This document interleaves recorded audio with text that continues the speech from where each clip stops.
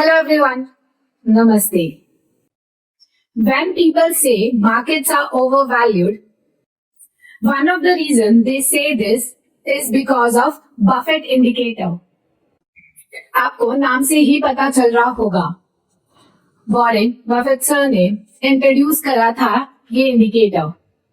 ये indicator use करा जाता है टू नो कि stock market as a whole overvalued है या अंडर वैल्यूड है। इस इंडिकेटर के according market cap of companies should be in line with economy's performance.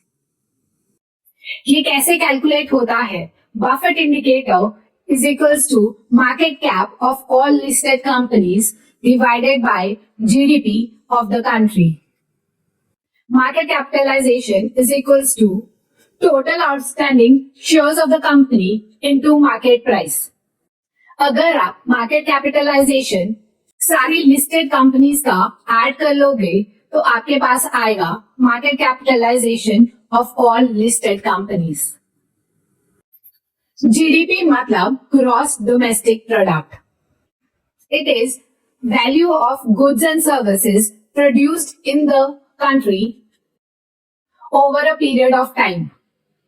मतलब टोटल प्रोडक्शन कितनी हुई है इकोनॉमी में, मतलब economic output of the country in the given time.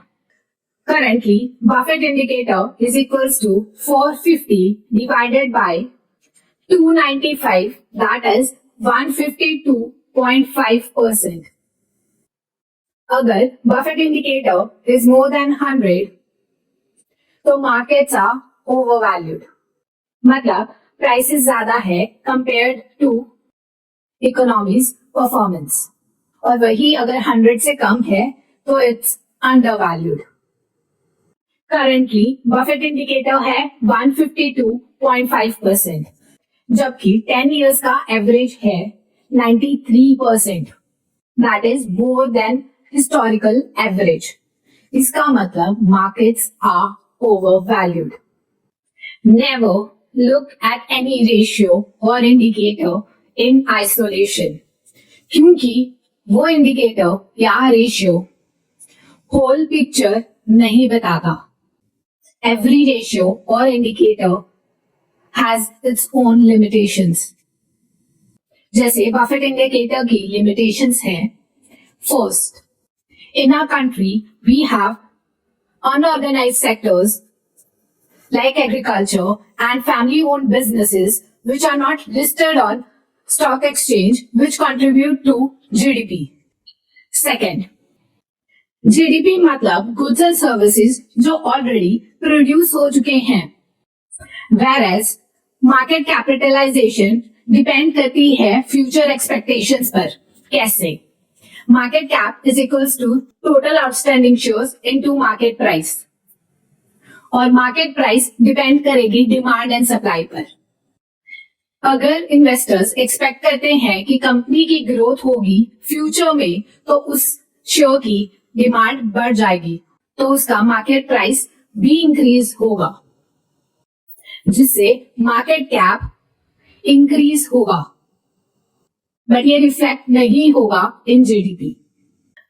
Third, हो सकता है कि investors are excited about certain sectors, जिसकी वजह से उस सेक्टर के स्टॉक के प्राइसेस इंक्रीज हो जाएं, which will result into increase in market capitalization, और वो रिफ्लेक्ट नहीं होगा इन जीडीपी, जिसकी वजह से हो सकता है कि बफेट इंडिकेटर इंडिकेट करे कि मार्केट्स आर ओवरवैल्यूड, बट ऐसा केस ना हो।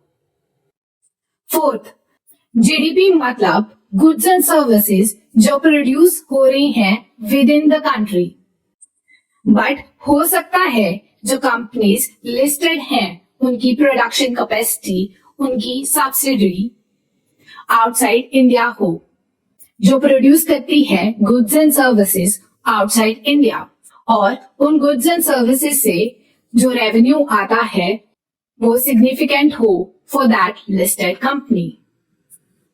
ये रिफ्लेक्ट करेगा in the market cap of the company, but ये रिफ्लेक्ट नहीं करेगा इन द जीडीपी।